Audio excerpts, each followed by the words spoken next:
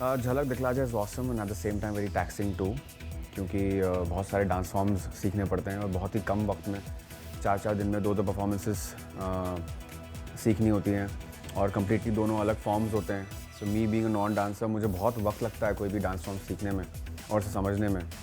और इतने सारे स्टेप्स होते हैं, जैसे अगर फिर मोहब्बत शब्द है तो म, ह, ब, त में हर एक में अलग अलग स्टेप होगा। तो सो इतने सारे स्टेप्स एक ही वर्ड में ठूसना, सो मुझे काफ़ी टैक्सिंग लगता है वो। So but at the same time I am enjoying the process, because this is a एक ही बार आता है आपके पास ऐसा कुछ ऑफ़र। और बहुत ज़माने से मैं झलक दिखला जा मैं करना चाहता था और फाइनली मेरा ड्रीम पूरा हुआ। So I feel very lucky to be a part of the show. जब तक गणेश सर थे तब तक मुझे कोई डांट नहीं पड़ी, तब तक मेरा सिर्फ ग्राफ ऊपर था। जैसे फरा मैम आई उसके बाद मेरा ग्राफ पूरा नीचे चला गया, क्योंकि वो बहुत ही फ्रैंक हैं। मतलब अगर उन्हें कुछ ख़राब परफॉर्मेंस लगती तो बोल देती कि मुझे ख़राब लगा, आपका एनुअल डे परफॉर्मेंस था। तो सीधा वो जो बिलो द बेल्ट सारे कमेंट्स आते हैं, भले वो टेलीविज़न पे दिखाए जाते हैं नहीं, या वो अलग बात है, पर तो उसके बाद मेरा ग्राफ नीचे जाता गया। But still I continued with my efforts and I tried my best कि मैं उन्हें इम्प्रेस कर सकूँ। कुछ 4-5 परफॉर्मेंसेज में से 1-2 परफॉर्मेंस में मैंने उन्हें शायद थोड़ा सा राहत की सांस दी कि चलो ठीक है, बंदा ये डांस कर रहा है, शायद इम्प्रूव करेगा। बट फिर अगले परफॉर्मेंस में I used to be I used to score low. तो बस तो ऐसी ऊपर नीचे जर्नी चल रही है मेरी। कभी मैं बहुत अच्छे परफॉर्मेंस देता हूँ, फिर सडनली मेरी परफॉर्मेंस ख़राब होती है।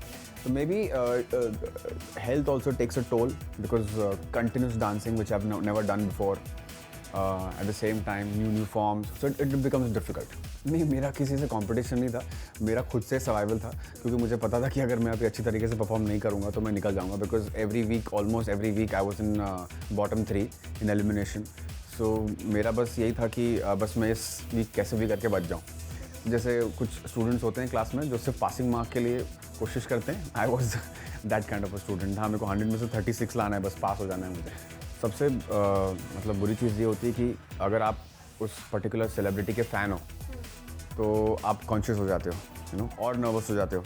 जैसे एक वीक में कटरीना आई थी, so I am a big fan of Katrina, and वो मैंने ज़ाहिर भी किया शो में।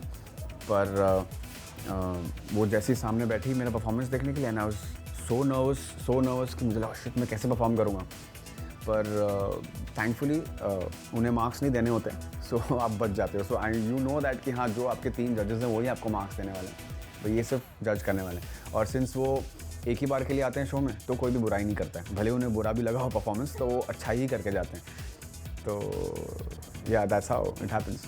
जूम में बहुत अच्छा लगा, पहली बार आया हूँ मैं इस ऑफिस में, and to see the energy, such beautiful crowd, and only women working here 90%, so it feels great to see this change। और हम हमेशा women empowerment की बातें करते रहते हैं, but यहाँ पे actually women empowerment दिखता है।